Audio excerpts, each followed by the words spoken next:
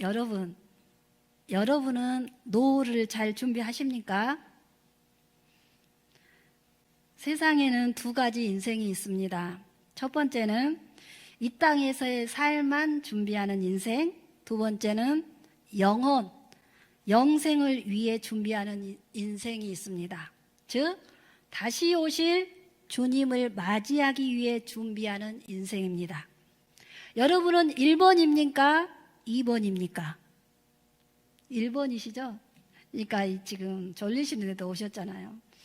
이 땅에서 살아갈 때는 같은 길을 가는 것 같지만 전혀 다른 길을 가는 인생입니다. 그럼 우리는 무엇을 준비해야 할까요?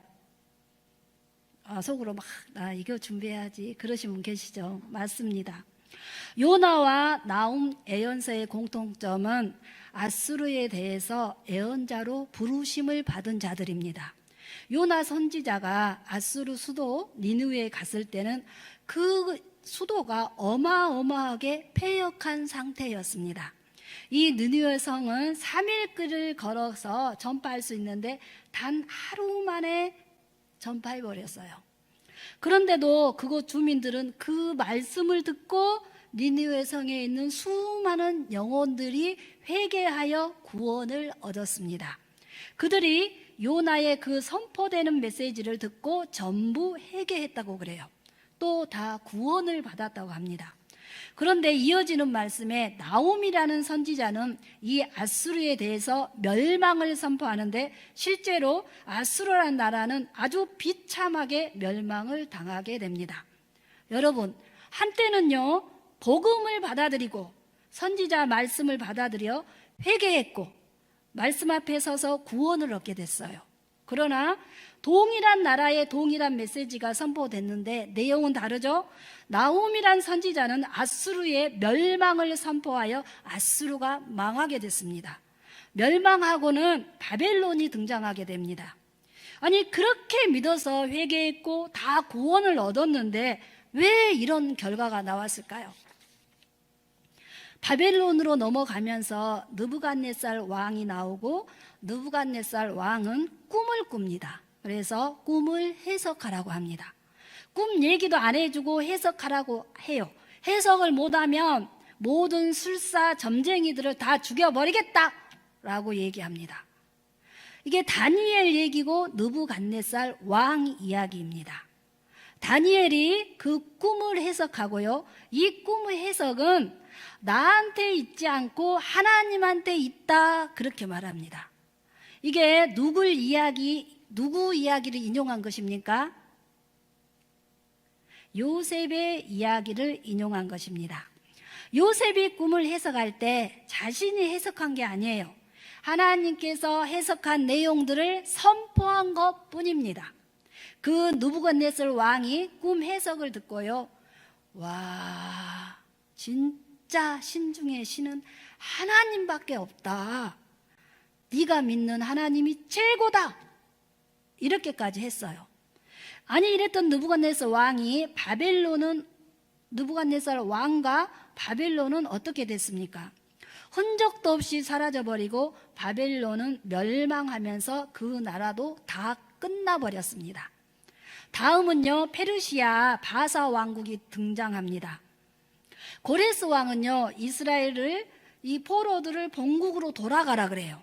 돌아갈 때 그냥 가지 말고 기명 5,000개를 다 가지고 가라 그래요. 이렇게 지원을 해줬습니다. 너가 믿는 하나님이 최고다. 고레스 왕은요, 하나님을 인정했고 무릎을 꿇었어요. 야, 최고의 하나님이다. 그랬던 그들이 어떻게 됐습니까? 역시 흔적조차 없습니다.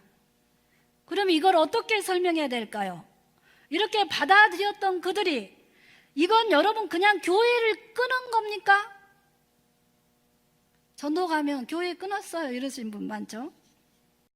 처음 예수를 믿고 교회 학교 시절엔 교회를 잘 다니다가 중고등학교 올라가면서 바빠지니까 그냥 교회를 안 나가기 시작한 그런 얘기입니까? 아니죠. 그게 단순한 얘기가 아닙니다. 성경은 그들이 하나님을 인정했다고 했어요. 믿었다고 합니다. 구원 받았는지가 미지수예요. 아니, 구원 못 받았다고 말씀하십니다. 결론은요, 다 망했어요. 어떻게 이런 결과가 나올 수 있나요?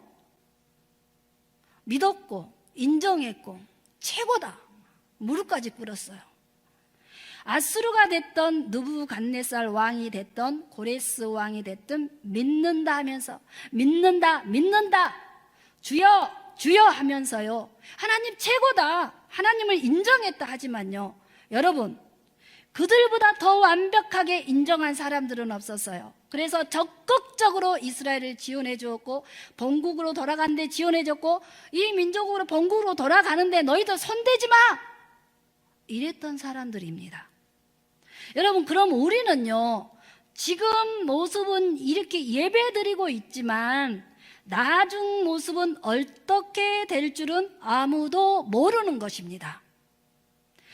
이걸 어떻게 설명해야 될까요? 네, 맞습니다. 나는 믿어. 그리고 경건한 것 같아요. 내가 봐도 경건하고. 신앙생활을 수십 년간 했다 하지만 문제는 무엇입니까? 고레스처럼, 느부갓네살처럼, 아수르처럼, 바벨론, 페르시아, 헬라, 로마처럼 흔적조차 없이 사라졌단 말입니다. 이유는 무엇일까요? 이유. 믿는다고 하면서 영접했다 하고, 처음에는 뭐 인정했다 하고, 최고라 하고, 믿음을 가졌다 하고, 내가 믿어 했지만요, 아닙니다. 그들은 주님을 영접하지 않았다는 겁니다. 그게 결론입니다. 근데 오늘날 또 심각한 문제는 뭐냐면요, 교회 안에서 그리스도인이라고 칭하는 모든 이들 가운데 아직도 주님을 영접하지 않는 자들이 있다는 겁니다. 누가복음 10장을 보면요, 영접이란 주제로 분명히 말씀하고 있어요. 영접하지 않는 자가 있다. 영접하는 자가 아니라 대접하는 자가 있다. 그리고 사마리안 비유를 통해서 영접의 진정한 이유를 설명해 주었습니다. 아직도 영접하지 않는 자들이 있다. 영접하지 않고 대접하는 자들이 있다. 대접을 한다는 거예요. 대접하다 보면은 누가 드러납니까? 내가 드러납니다. 내가. 신앙을 대접하는 신앙, 그건 종교 생활이라고 합니다. 그거 하고 있는 사람이 수두룩하다, 이 심각한 문제다, 이렇게 말합니다. 인간은 나를 드러내 놓고 싶어 합니다. 그렇죠? 아닌 것 같아도 하여튼 나를 드러내 놓고 싶어 해요. 이것을 인정 중독이다 하고 관종이라고 합니다. 관종. 근데 처음 오시는 분은 그런 게 별로 없어요. 근데 교회 일을 하시다 보면은 직분을 가질수록, 나를 인정 안 해주면 내가 여기 했었는데 왜 나를 빼지? 이러면 기분이 나빠지는, 이런 게 느끼신 분이 있다 그러면 자기를 점검하셔야 돼요. 내가 인정 중독이구나, 간종이구나. 돌아서야 합니다. 선한 사마리아인의 비유에서 중요한 사실은요, 우리가 주님을 영접한 것이 아니라 주님이 우리를 먼저 영접했다는 사실입니다. 그게 선한 사마리아인의 핵심입니다. 강도 만난 자가 나였고 나를 먼저 영접해 준 분이 주님이었다는 것입니다. 죽을 수밖에 없는 나를, 별 볼 일 없는 나를, 티끌 같은 나를 영접해 주신 분이 주님이 먼저 나를 영접해 주셔서 나를 살려줬다는 것입니다. 여기에는 중요한 영접이란 두 가지 의미를 설명해 줍니다. 첫째, 강도 만난 자를 치유해 주었어요. 치유해. 자기 돈을 들여서, 즉 값을 지불해서 그를 살려냈어요. 그리고 그를 그냥 내버려 두지 않고 일을 마치고 난 다음에 그에게 다시 찾아갔습니다. 이것은 무엇입니까? 그의 곁을 떠나지 않고 지켜줬다는 것입니다. 이 두 가지입니다. 영접이라는 것은 주님을 영접했다면 주님을 위해 가치를 지불할 수 있어야 됩니다. 같이 지불할 수 있어야 됩니다. 주님을 영접한 자는 가치를 지불할 수 있어야 됩니다. 그게 뭐냐? 시간, 건강, 돈을 주님을 위해 지불할 수 있어야 된다는 것입니다. 그게 가치 지불입니다. 주님은요, 자기를 다 드렸어요. 그게 영접한 자들의 특징입니다. 우리 교회 목요일마다 교회 어르신들이 나오셔서 교회 곳곳을 청소하십니다. 지금 주님을 위해서 그 은혜에 감사하여서 같이 지불하신 것입니다.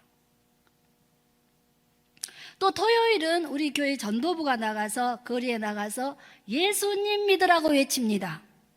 강도 만난 나, 죽을 수밖에 없는 나가 예수님 영접해서 살아났다. 그 은혜에 감사해서 같이 지불하신 것입니다. 그리고요, 우리 곁에 우리 이게 예배 드리러 올 때 저 여수에서부터 막 애기들 다 데리고 오지 않습니까? 이 시간까지 있는 거예요. 진월에서 막 그 조그만 애기들까지 다 데리고 오고. 그게 자기 같이 지불한 겁니다. 이게 보통 일입니까? 다른 믿지 않는 엄마들은 애기들 뭐 교육시킨다, 체험학습해야 된다, 막 나가잖아요. 여수에서 진월에서 그 조그만 애기들 데리고 예배 드리고 지금 이 시간까지. 두 번째는 그 주님께서 떠나지 않았다. 주님은 절대 우리를 떠나지 않습니다. 믿으십니까? 여러분, 주님을 위해 값을 지불하고 주님 곁을 떠나지 않는다. 이것이 영접한 사람들의 실질적 특징입니다. 오늘 여러분 이 오후 시간 피곤하고 잠도 오잖아요. 가서 쉬고 싶고. 주님 곁을 떠나지 않고 예배를 통해서 영접하시잖아요. 영접이란 주님을 영접하는 것입니다. 그렇다면 영접이란 어서 오십시오 라는 단순한 개념이 아니라 영접이란 주님을 맞이하는 거예요. 맞이한다. 이 맞이하기 위해서는 뭐 하셔야 합니까? 우리가요, 여러분 다 며느리도 계시고 딸님도 계시고 손주들도 이제 오잖아요. 명절 되면 맞이하잖아. 맞이해. 그냥 맞이합니까? 청소도 하고 맛있는 것도 사다 주고 이렇게 맞이할 준비를 하고 맞이하시잖아요. 근데 우리는 우리가 이제 제대로 준비를 해야 된다는 거예요. 왜냐? 여러분 주님이 다시 오신다는 거 아십니까? 아십니까? 너무 쉬운 거 물어봅니까? 잠 오실까 봐 그래요. 오늘 12장은 바로 그것입니다. 주님 다시 오신다는 거. 주님이 다시 오실 거니까 주님을 영접하는 자, 곧 그 이름을 믿고 제대로 준비된 삶을 살아가고 있는 이들이 어떻게 주님을 영접할 거냐? 어떻게 주님을 영접할 거냐? 첫째, 준비를 잘해야 한다는 거예요. 준비. 그렇죠? 우리도 막 준비하잖아요. 손님이 오신다면.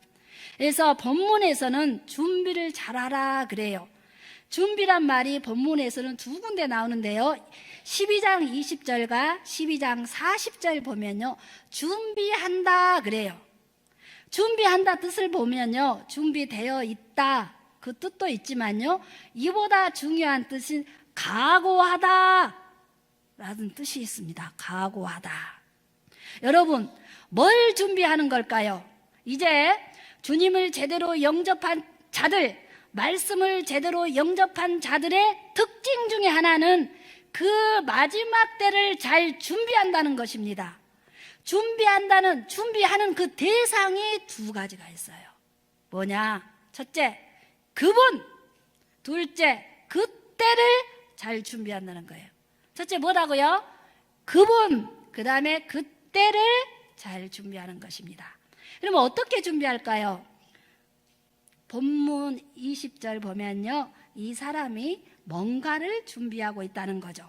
12장 40절에도 뭘 준비해요. 우리는요, 주님이 오실 그때에 그분을 맞을 준비해야 되는 겁니다. 근데 이 어리석은 부자는요, 잘 보십시오. 뭘 준비하나? 20장 13절에서 21절까지는요, 그 어리석은 부자 이야기입니다. 13절부터 21절까지 왜 이 어리석은 부자를 성경에서 좀 지혜로운 부자를 하지 왜 이 어리석은 부자를 이렇게 하려 했을까요? 우리는 그거 보고 따라가지 말라는 겁니다.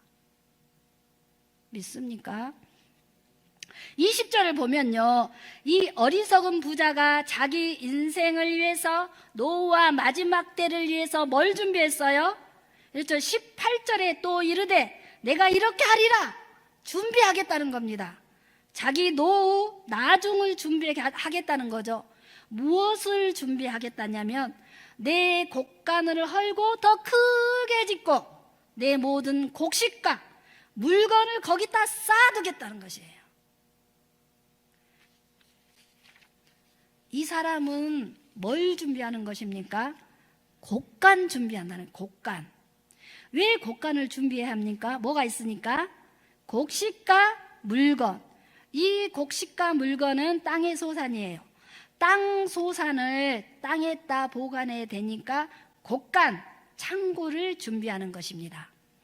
이 사람은 지금 어디에다 뭘 준비하고 있다? 이 땅에다 장차 사라져 없어질 것들을 지금 잔뜩 준비하고 있다는 겁니다. 그런데 주님은 말씀하세요. 제대로 주님을 영접하는 자의 삶이 가치를 지불하고 주님 곁을 떠나지 않고 참된 주님을 영접한 자의 삶은 준비를 제대로 하는데 이 사람은 어리석은 부자와 같이 곡간 창고를 준비하는 것이 아니라 33절 보면요, 너희 소유를, 이 소유가 뭐냐? 곡간 창고가 아니라 곡간 창고는 뭐 하는 곳이에요? 곡식과 물건을 채우는 곳이에요. 그죠? 이 소유는 곡식과 물건입니다. 곡식과 물건. 34절 너희 곡식과 물건을 팔아서 구제하여 낡아지지 아니하는 배낭을 만들라는 것입니다. 자, 보세요. 너희 곡식과 물건을 팔아서 구제하여 낡아지지 아니하는 배낭을 만들라는 것입니다. 여러분, 뭐 준비하는 자예요? 배낭 준비하라는 것입니다. 여러분은 곡간과 배낭의 공통점이 무엇일까? 곡간, 배낭. 담는 거죠, 담아. 곡간도 담는 거고 배낭도 담는 것이에요. 근데 이 어리석은 부자는 거기에다 뭘 담습니까? 세상에서 없어지고 사라지고 썩어지고 영원하지 않는 걸 곡간에다가 잔뜩 담았어요. 주님을 영접한 사람은요, 곡간과 비교도 안 된 사이즈, 아주 작은 배낭은 곡간과 비교 안 되잖아요. 작은 배낭에 거기다 뭘 가져다 잔뜩 담아요. 곡간에 있는 곡식과 물건을 팔아서 배낭에 담아요. 배낭에다. 낡아지지 않고 썩지 않는 하나님 나라의 창고에 담아 놓는 거예요. 이 땅에서 썩어질 것, 낡아질 것을 팔아서 이 땅에서 썩어질 것이기 때문에 나쁘다, 이게 아닙니다. 이유가 있죠.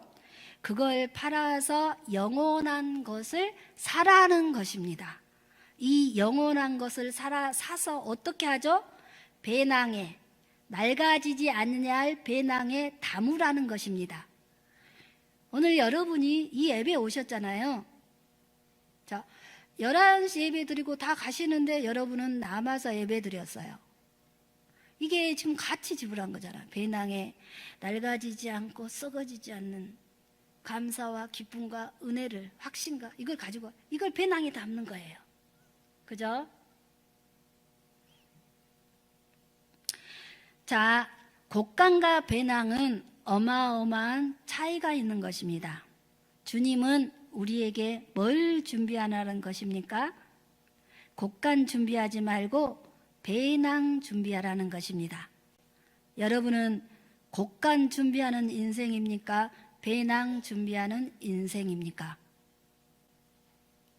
같이 한번 말씀해 보세요. 나는 배낭 준비하는 인생이에요. 한번 말씀해 보세요.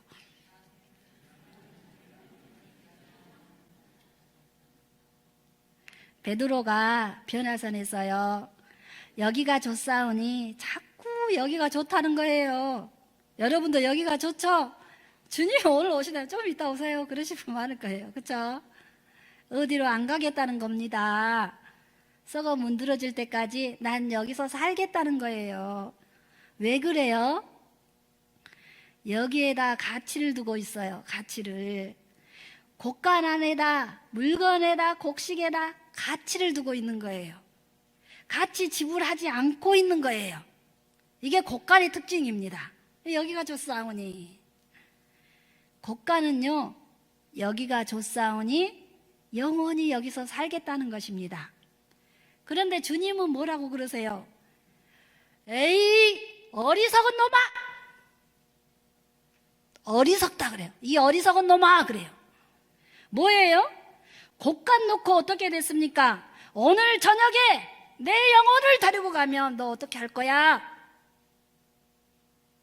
여러분, 곡간에도 많이 쌓아놨어요. 여행도 다니고 튀르키예도 가고 그리스도 가고, 아, 좋아라 막 이렇게. 근데 오늘 저녁에 너 가져가 버리면 그거 누구 거야? 그러네. 누구 거야? 튀르키예도 못 가고 그리스도 못 갑니다.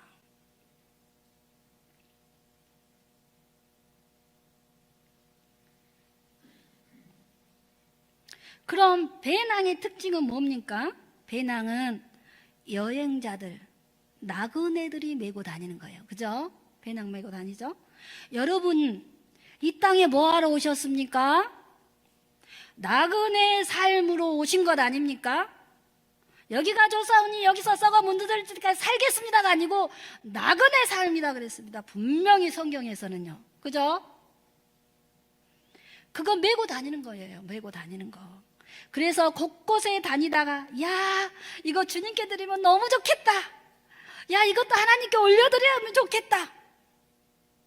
어떻게 해요? 자기가 시간을 들여서 돈을 사서 배낭에 담는 거예요. 아, 이거 우리 주님께 드려야지.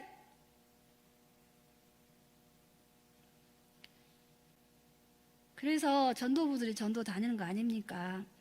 주님은 영접하는 자는, 주님을 영접하는 자는 뭘 준비합니까? 우리 뭘 준비해야 돼요? 곡간 준비해야 됩니까? 배낭 준비해야 됩니까? 뭐 준비해요? 네, 배낭 준비합니다. 배낭. 거기에다 주님을 위해, 나를 위해서가 아니고 주님을 위해 가치를 지불하고. 근데 여러분, 이 가치를 지불하고 여러분은 얻는 게 있습니까? 있어요. 이 예배를 여러분이 같이 지불하고 있는 겁니다. 예배를 드리고 나면 돈이 나옵니까? 여러분의 떡이 나옵니까? 어리석은 부자, 가치관을 가지고 살아가는 사람들의 소리입니다. 예배 드리고 교회 가면 돈이 나와요, 떡이 나와요. 내 주먹을 믿겠어요 막 이러잖아. 그렇죠? 여러분, 예배 드리고 가면요, 먼저 마음 가운데에요, 내가 오늘도 주님을 영접했구나 라는 확신이 생깁니다. 기쁨이 생깁니다. 감사가 생깁니다. 은혜가 있습니다. 이런 것들을 이 땅의 것들이 아니라는 것입니다. 이런 것들은 돈으로 주고 살 수 있어요, 여러분? 은혜를 돈으로 삽니까? 그거 담아가지고 가는 것이고, 그걸 준비해서 배낭에 넣어가지고 가는 것입니다. 무엇을 준비하라? 이 땅에서 썩어지고 없어지는 것들, 너는 곡간 준비하지 말고 그걸 팔아서 값을 지불하여 영원한 것들을 얻을 수 있도록 배낭을 준비하라. 그걸 담아서 메고 어디까지 가는 겁니까? 하나님 나라까지 가는 겁니다. 여러분, 말씀 전도하는 게 언제까지 해야 돼요? 그쵸?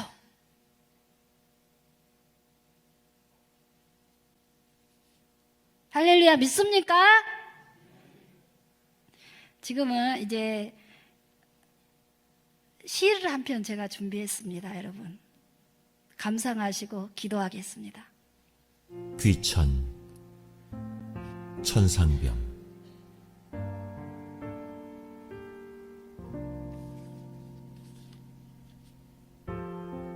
나 하늘로 돌아가리라.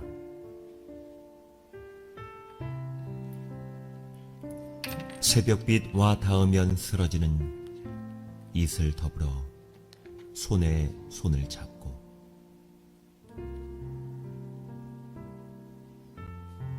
나 하늘로 돌아가리라.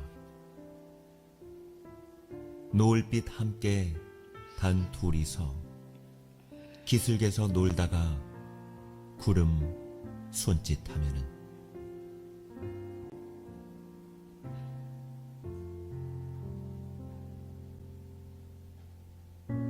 나 하늘로 돌아가리라. 아름다운 이 세상 소풍 끝내는 날 가서 아름다웠더라고 말하리라.